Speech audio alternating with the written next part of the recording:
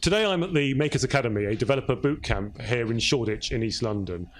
Yevgeny, you're the CEO of Makers Academy. Tell me a bit about it. Makers Academy, as you've said, is a web developer bootcamp. We take complete beginners and help them to learn how to build software and take them all the way to their first job. So our work doesn't stop until they actually sign the contract and get a job as software developers. It's a very intensive course, full-time, and it takes 12 weeks or 3 months. And how does it work? How do you get the students and how do they pay for themselves to get through it?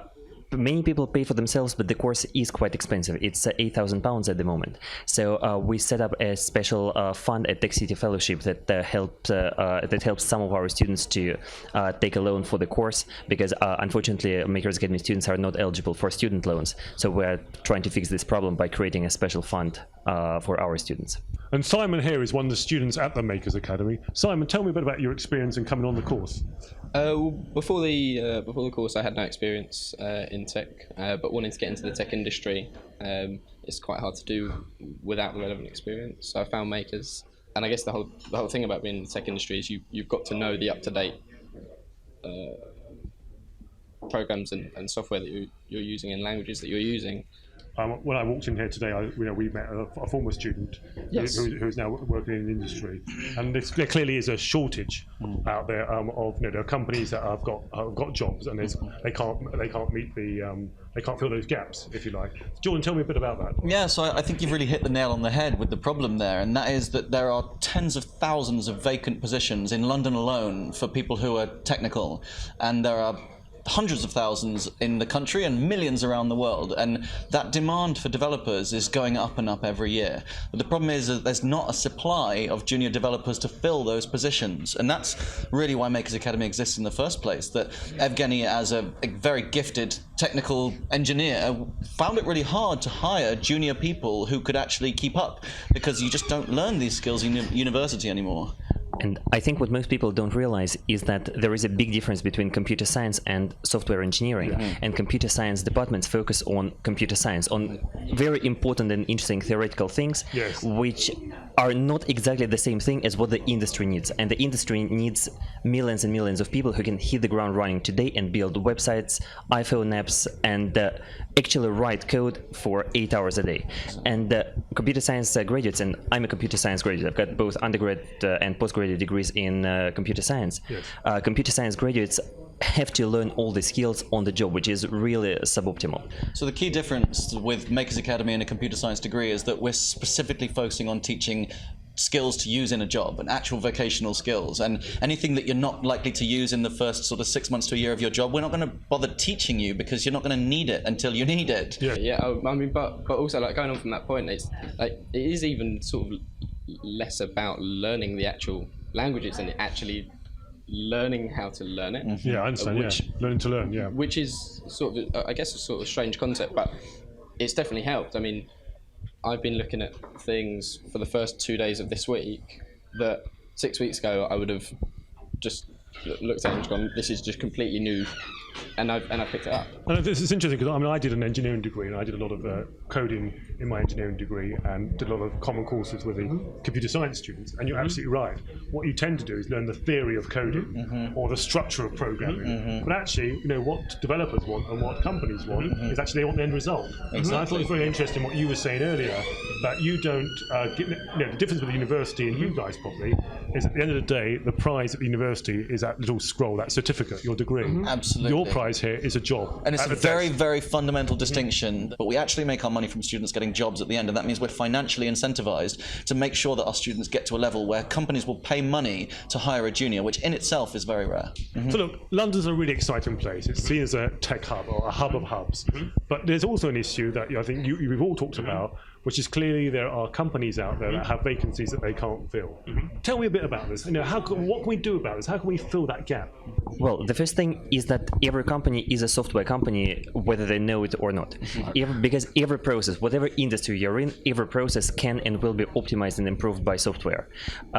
Every company is being changed by software, and the reason there is such a demand for developers is that as more developers come onto the market, they build more software solutions, which require more developers to support and extend and optimize. And it's a never-ending circle. It's a fallacy to think that okay, we need 1 million developers today. Let's just teach them, and then everything is going to be beautiful. No, these million developers are going to create a lot of software which will change our lives in unimaginable ways, and this will require even more developers to iterate and improve. So I don't really expect the demand and supply to catch up in any foreseeable future. Yeah, and I think that in order to start discussing solutions, we need to be really clear about what the problem is. Yeah. And the problem is that universities aren't set up, they're inherently not set up to solve this problem, because a degree in itself is 3 years. Yes. And in 3 years, everything changes in this industry. So if you think that you need to learn one thing on day one of your degree, by the time you've graduated, those technologies are obsolete. So the cohort before mine, who've just graduated last Friday, they were learning stuff on their course which we're not learning because it's now out of date. Exactly, because we aren't 6 weeks ago. because we aren't an officially accredited course. Yes. We can choose to teach what our hiring partners believe is valuable and what the market believes is valuable. And so strategically, we've chosen to never try to accredit our course because that means that we can stay nimble and we can stay current. Yeah. The problem is that the entire student loan system is built on being given for accredited courses. Yeah. And accredited courses can never fix the demand for developers in the world because by definition it doesn't work. Yeah. And so what we've put together is our own sort of shadow student loan fund, which we've worked with hiring partners and VCs, and we're looking for more people if they want to get involved. And effectively we're trying to reach out to people like Simon who don't have the savings to pay for what is a reasonably expensive course like ours, and then we can loan them the money as if it's a student loan. We can help them get a job afterwards, and then once they're earning, then they start paying it back as if it's a student loan. So if we want London to continue to be this exciting hub for tech, and to continue to be a place where people can start up businesses wherever, we can grow Shoreditch out to all over London, what can politicians do? What can the next mayor of London do? What can all politicians do to help you guys? There's sort of quick wins, and then there's things that will probably never happen. And I think the quick win is relatively easy, and that is just to get the word out about courses like these, to encourage board members and CEOs of these companies to find out about what's going on, secondly to research the Tech City Fellowship which we created, and to then actually put their money where their mouth is, and if they do need to hire technical people, then to just try one graduate of a course like this. Oh, we talked about the fund earlier on in a very practical way, is that I can write to a lot of the VCs and other partners to try and ask them to get more interested and contribute to the fund. So I think that's a very concrete way that hopefully that would be absolutely awesome and really, really helpful. Absolutely. Okay, well, let's round up here. What would you all like to see individually? Let's go round individually. What would you like to see from next mayor of London? I would love the next mayor of London to be able to code, to actually understand what coding is, to be able to sit down in front of a computer and build software. Okay, I don't expect them to be a professional software developer, but understanding the basics is really, really important to understand, well, what tech world needs. Simon, what would you like to see from next mayor of London to help this industry?